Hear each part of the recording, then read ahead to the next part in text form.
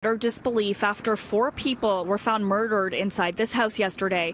We are live on Castlemore Avenue in Markham, where we are learning more about the 4 victims.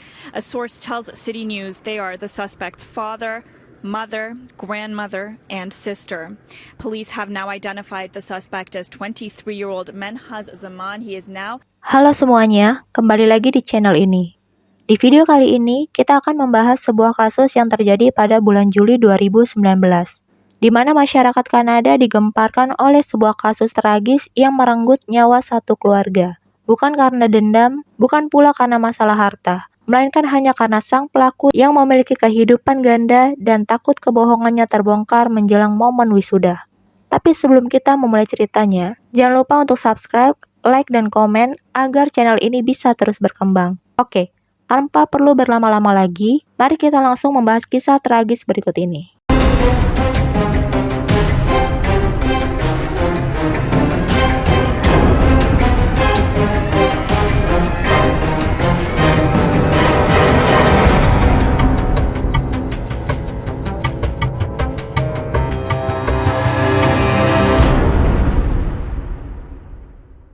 Kisah ini bermula pada era 1980-an. Sepasang suami istri asal Bangladesh memutuskan untuk merantau jauh dari tanah kelahiran mereka menuju Kanada. Dengan satu harapan sederhana, mendapatkan kehidupan yang lebih baik. Sang suami bernama Moniru Zaman, sedangkan istrinya bernama Momatas Begum. Keputusan untuk pindah itu bukan tanpa alasan. Pada masa itu, Bangladesh tengah dilanda pergolakan politik yang membuat kondisi kehidupan di sana sangat tidak menentu. Merantau adalah pilihan yang penuh resiko. Namun bagi pasangan ini, langkah tersebut menjadi satu-satunya jalan keluar. Sesampainya di Kanada, Moniru dan Momatas memulai segalanya dari nol. Tidak ada kemewahan, tidak ada jaminan hidup nyaman. Moniru bekerja keras sebagai seorang sopir taksi. Sementara Momatas menjalani perannya sebagai ibu rumah tangga yang mengurus keseharian keluarga kecil mereka. Hari-hari penuh perjuangan itu dijalani dengan penuh kesabaran. Moniru menghabiskan waktu panjang di jalanan kota, berusaha mengumpulkan rezeki demi masa depan keluarganya. Dia tidak ingin keluarganya merasakan kesulitan seperti yang pernah dia alami di tanah kelahirannya, Bangladesh. Kerja keras itu lambat laun berbuah manis. Tahun 1996 menjadi titik kebahagiaan baru ketika Momatas melahirkan seorang bayi laki-laki yang diberi nama Menhaz Zaman. 2 tahun kemudian, kebahagiaan itu bertambah dengan lahirnya seorang putri bernama Melissa Zaman. Hadirnya kedua buah hati ini membawa warna baru dalam kehidupan pasangan Zaman. Sejak saat itu, Moniru bekerja semakin keras, bahkan lebih giat dari sebelumnya. Semua itu dia lakukan demi memastikan masa depan anak-anaknya terjamin. Dan benar saja, usaha yang tak kenal lelah itu akhirnya membuahkan hasil. Moniru dikenal sebagai pekerja teladan di tempatnya bekerja. Dedikasi dan kerja kerasnya mendapatkan apresiasi, bukan hanya dari rekan kerja, tetapi juga dari lingkungannya. Berkat penghasilan yang dikumpulkan, Moniru berhasil membeli sejumlah aset berharga, 2 rumah di kawasan Scarborough dan sebuah kondominium di kawasan Danforth. Bayangkan, seorang imigran yang dulu datang tanpa apa-apa, kini berhasil memiliki 3 properti di Kanada. Namun, meski sudah memiliki aset bernilai tinggi, Moniru tidak serta-merta berhenti bekerja. Dia tetap setia menjalani profesinya sebagai sopir taksi, profesi yang telah mengantarkannya dari titik nol hingga berhasil berdiri tegak di negeri orang. Meski sudah memiliki beberapa aset berharga berupa rumah dan kondominium, Moniru, sang kepala keluarga, tetap memilih bekerja sebagai sopir taksi. Baginya, pekerjaan itu adalah sumber kebanggaan sekaligus simbol kerja keras yang telah mengantarkannya hingga titik tersebut. Melihat ada beberapa properti yang dibiarkan kosong, Momatas, sang istri, mulai berpikir untuk menyewakan properti tersebut agar bisa menambah pemasukan keluarga. Moniru pun menyetujui ide tersebut. Meski begitu, dia tetap memberikan pesan tegas bahwa bagaimanapun pendidikan dan pengawasan terhadap kedua anak mereka tetap harus menjadi prioritas utama. Waktu pun berjalan. Beberapa bulan setelah mulai usaha penyewaan properti itu, Momatas merasa kewalahan. Dia harus mengurus bisnis sekaligus mengasuh kedua buah hatinya yang masih kecil. Setelah berpikir panjang, dia pun mengambil keputusan besar. Momotaz mendatangkan ibunya dari Bangladesh ke Kanada agar bisa membantu menjaga Menhas dan Malisa. Kedatangan sang nenek membawa angin segar bagi keluarga ini. Kehadiran beliau membuat Momotaz bisa lebih fokus mengembangkan bisnis propertinya. Sementara anak-anak tetap terurus dengan baik. Maka rumah sederhana mereka kini dihuni oleh 5 orang. Moniru, Momotaz, kedua anak mereka, dan sang nenek yang penuh kasih. Seiring berjalannya waktu, usaha Momotaz pun berkembang pesat. Pendapatan dari bisnis properti itu membuat keluarga Zaman mampu membeli rumah baru lagi. Kali ini di Ontario, salah satu kota besar di Kanada, yang tentu harga rumahnya tidaklah murah. Kesuksesan yang mereka raih bukan hanya soal materi. Lebih dari itu, Moniru dan Momotaz ingin memberikan teladan berharga bagi anak-anak mereka. Dalam banyak kesempatan, mereka kerap mengingatkan Menhas dan Malisa, kedua anak mereka. Anak-anakku, mama papa dulu berasal dari keluarga sederhana. Hidup kami penuh kekurangan, tapi dengan kerja keras, kami bisa sampai pada titik ini. Karena itu, belajarlah dengan giat, supaya kalian bisa menjadi lebih sukses daripada kami. Nilai itulah yang diwariskan kepada anak-anak mereka bahwa kerja keras adalah kunci dari sebuah kehidupan yang lebih baik. Seiring dengan semakin mapannya kehidupan keluarga Zaman, pola asuh Moniru dan Momotaz pun ikut berubah. Kedua orang tua ini makin lama tumbuh menjadi tipikal orang tua yang sangat ambisius. Mereka ingin anak-anaknya Menhas dan Melisa selalu berada di posisi teratas di sekolah. Setiap kali hasil belajar mereka tidak sesuai harapan, Moniru dan Momotaz tidak segan-segan memarahi anak-anaknya. Dalam pandangan mereka, belajar adalah segalanya. Bermain dianggap hanya membuang-buang waktu. Maka hampir setiap hari, Menhas dan Melisa hidup dalam tekanan agar terus belajar tanpa henti. Meski demikian, kedua anak ini berusaha menerima kenyataan. Menhas si sulung tumbuh sebagai anak yang cerdas, penurut, dan pendiam. Sosoknya sesuai betul dengan ekspektasi orang tuanya. Tak heran, dia sering mendapat pujian dan kasih sayang lebih. Di sisi lain, Melisa sang adik memiliki karakter yang berbeda. Dia tidak sepintar abangnya dan seringkali berani membantah kedua orang tuanya. Perbedaan mencolok ini membuat kasih sayang Moniru dan Momotaz condong kepada Menhan sang kakak. Apapun yang diinginkan Menhas hampir selalu dituruti, sedangkan Melisa seringkali justru dibanding-bandingkan dengan abangnya. Suatu hari, Moniru bahkan terang-terangan menegur putrinya. Melisa, belajarlah lebih rajin. Lihatlah abangmu, selalu patuh dan tidak malas seperti kamu. Melisa pun membalas, kenapa sih aku selalu dibandingkan dengan abang? Aku juga punya kehidupan sendiri. Aku tidak bisa jadi seperti dia ya. Jawaban itu membuat ayahnya semakin marah. Kau selalu saja membantah. Dari situ, Melisa makin merasa tidak disayang. Dia berpikir, buat apa berusaha? Toh apapun yang dia lakukan tidak pernah dianggap. Justru perasaan tersisihkan itulah yang membuat Melisa berubah arah. Bukan menjadi lebih baik, melainkan semakin terjerumus ke jalan yang salah. Dia mulai memberontak, dari bolos sekolah, merokok, hingga mengenal obat terlarang. Tak hanya itu, Melisa juga sering menghabiskan waktu di luar rumah bersama pacarnya, bahkan pulang larut malam. Semua itu dilakukan seolah untuk menentang kedua orang tuanya. Sejak hari itu, hubungan antara Melisa dengan keluarganya semakin retak. Sejak Melisa memutuskan kabur dari rumah karena sering berselisih dengan ayahnya, otomatis perhatian keluarga Zaman pun beralih sepenuhnya kepada Menhas. Sang abang kini menjadi satu-satunya tumpuan harapan keluarga. Sejak hari itu, Menhas terus berusaha sekuat tenaga menuruti permintaan kedua orang tuanya. Dia belajar tanpa henti, hingga akhirnya berhasil lulus dari bangku SMA. Setelah lulus, Menhas pun berniat melanjutkan pendidikan ke jenjang yang lebih tinggi. Dia mendaftarkan diri ke beberapa universitas, hingga akhirnya diterima di York University jurusan teknik. Sebagai informasi, York University adalah salah satu kampus bergengsi di Kanada, tempat di mana hanya mereka yang berprestasi tinggi bisa masuk.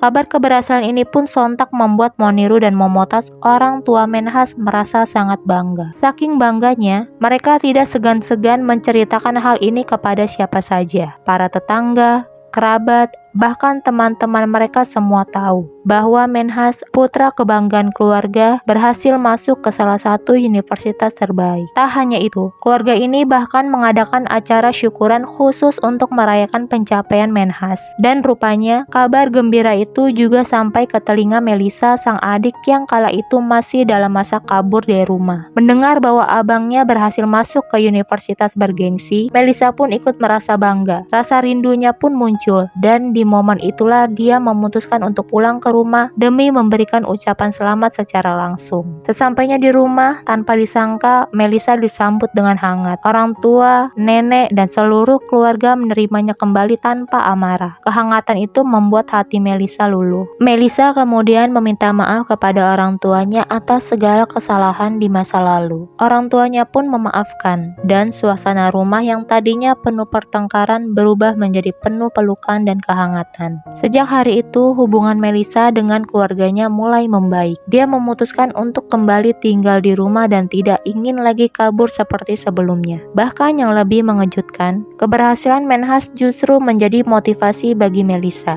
Dia tergerak untuk ikut memperbaiki diri agar bisa sukses seperti abangnya. Setelah sempat memberontak, Melissa akhirnya berubah total. Dia mulai tekun belajar dengan satu tujuan besar, yaitu bisa menyusul abangnya Menhas masuk ke universitas yang sama, yaitu York University. Kerja kerasnya ternyata membuahkan hasil. Pada tahun 2019, Melissa benar-benar diterima di York University, bahkan di jurusan yang bergengsi, yaitu bedah saraf. Sementara sang abang Menhas menempuh jurusan teknik. Pencapaian itu membuat Moniru dan Momotas, kedua orang tuanya, merasa sangat bangga. Mereka tidak pernah menyangka anak yang dulu dikenal keras kepala dan sering memberontak, kini bisa berubah menjadi sosok yang disiplin dan berhasil menoreh prestasi. Bagi mereka, inilah puncak kebahagiaan. Dua anaknya berhasil masuk ke universitas ternama di Kanada. Hari yang ditunggu-tunggu hampir tiba. Wisuda Menhas zaman rencananya akan digelar pada 28 Juli 2019.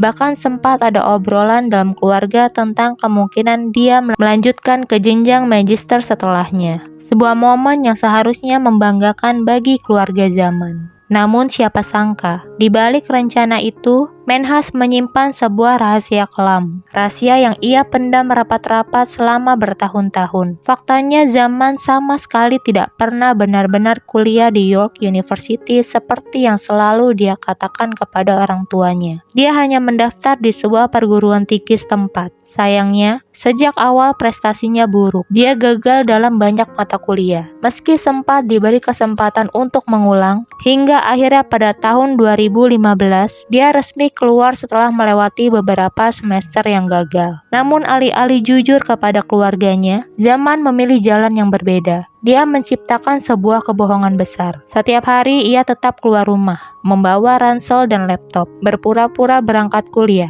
Padahal kenyataannya dia hanya berkelana tanpa arah. Kebohongan itu tidak hanya berlangsung sebentar, tapi berlanjut selama bertahun-tahun hingga orang tuanya benar-benar percaya bahwa anaknya adalah mahasiswa cerdas di universitas ternama. Awalnya Menhas Zaman memang masih berusaha menjaga kebohongannya terlihat nyata. Dia tetap pergi ke kampus setiap hari, tapi bukan untuk mengikuti perkuliahan. Sebaliknya, dia lebih sering mencari sudut tenang untuk menghabiskan waktunya bermain game yang ia sukai. Dari permainan daring itu, Zaman menjalin banyak pertemanan virtual dengan orang-orang dari berbagai belahan dunia. Di ruang maya itulah dia merasa diterima, merasa berhasil, dan seolah-olah bisa menjadi pribadi yang dia inginkan. Berbeda jauh dengan kenyataan hidupnya yang penuh kegagalan. Seiring berjalannya waktu, rutinitas palsu itu semakin berkembang. Zaman tak hanya bersembunyi di balik game. Kadang dia menghabiskan waktunya di pusat perbelanjaan setempat,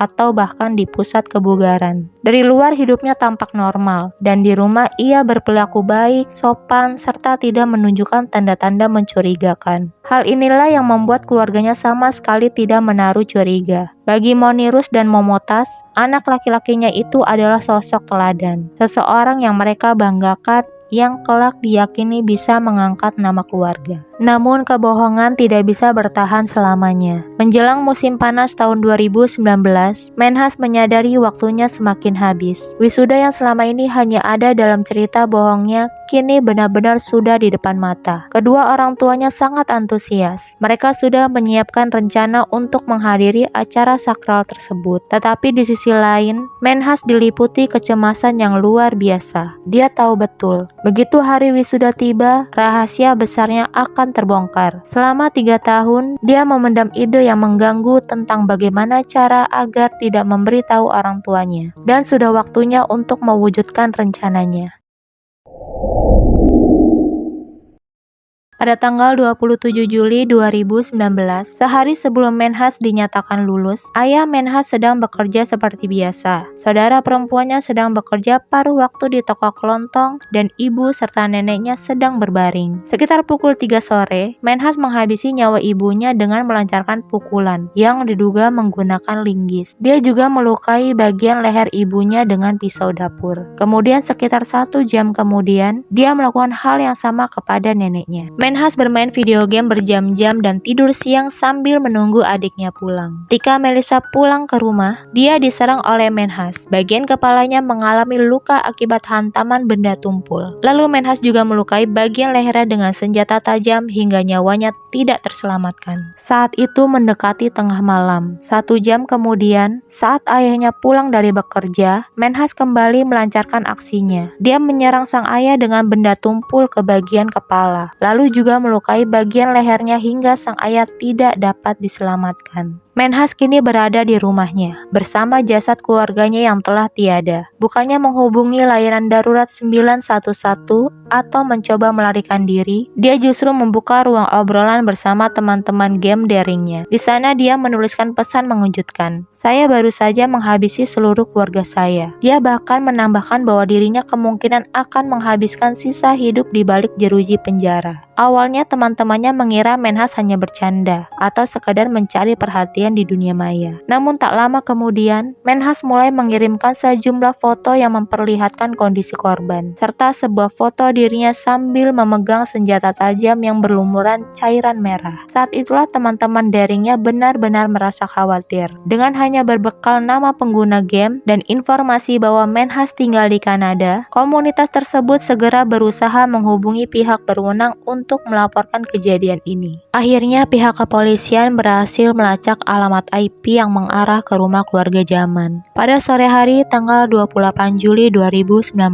petugas mendatangi lokasi tersebut. Menhas masih berada di dalam rumah, sementara di lantai atas ditemukan keberadaan ibunya, ayahnya, neneknya, serta adiknya yang sudah tidak bernyawa. Menhas ditangkap dan awalnya didakwa dengan 4 tuduhan pembunuhan tingkat pertama. Pembantaian itu menggemparkan masyarakat dan semua orang tak percaya bahwa pembunuhan itu dilakukan oleh Menhas, anak emas yang membantu ibunya membawa belanjaan dan memiliki begitu banyak hal yang dinantikan. Menhas belum pernah terlibat masalah seumur hidupnya. Menhas mengakui bahwa dia telah membunuh keluarganya karena mereka akan mengetahui bahwa dia telah berbohong selama bertahun-tahun tentang pendidikannya. Menhas tidak ingin mereka mengetahui bahwa dia adalah seorang pecundang dengan kehidupan ganda, sesuatu yang diakuinya selama ini dia takuti. Menhas juga mengakui bahwa sejak kecil dirinya sudah mendapat tuntutan besar dari kedua orang tuanya untuk selalu berprestasi. Menhas didorong agar menjadi anak yang pintar, rajin, dan mampu memenuhi harapan keluarga.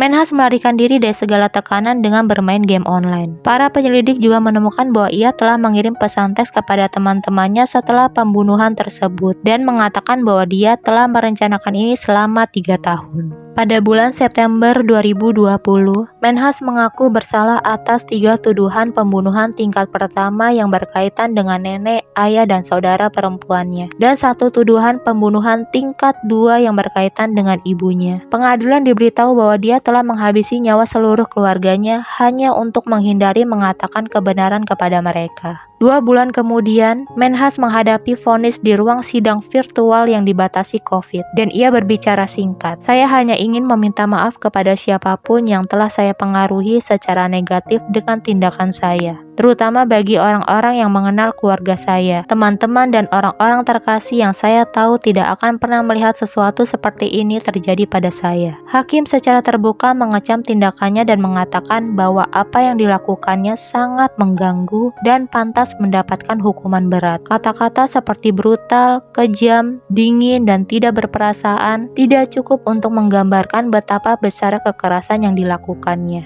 Sulit membayangkan cara yang lebih mengerikan untuk merenggut nyawa manusia selain melukai leher para korban. Menhas melakukannya bukan hanya sekali, melainkan 4 kali dalam rentan waktu beberapa jam. Menhas Zaman, 24 tahun, dijatuhi hukuman penjara seumur hidup tanpa kesempatan pembebasan bersyarat selama 40 tahun, yang berarti dia akan berusia 64 tahun sebelum mendapat kesempatan untuk merasakan kebebasan. Kasus tragis keluarga Zaman ini menjadi pengingat pahit bagi kita semua, bahwa tekanan berlebihan, kebohongan yang dipendam terlalu lama, serta kegagalan dalam berkomunikasi bisa berujung pada peristiwa yang tak pernah kita bayangkan. Wisuda seharusnya menjadi momen penuh kebahagiaan, namun justru berubah menjadi tragedi kelam. Semoga peristiwa ini dapat menjadi pelajaran agar kita lebih peduli pada kondisi mental orang-orang terdekat, dan tidak ragu mencari pertolongan ketika menghadapi masalah yang berat, karena satu keputusan yang salah bisa menghancurkan segalanya. Terima kasih sudah menonton video ini sampai akhir. Jangan lupa untuk like, komen, dan subscribe agar tidak ketinggalan kisah kriminal nyata berikutnya. Sampai jumpa di video selanjutnya.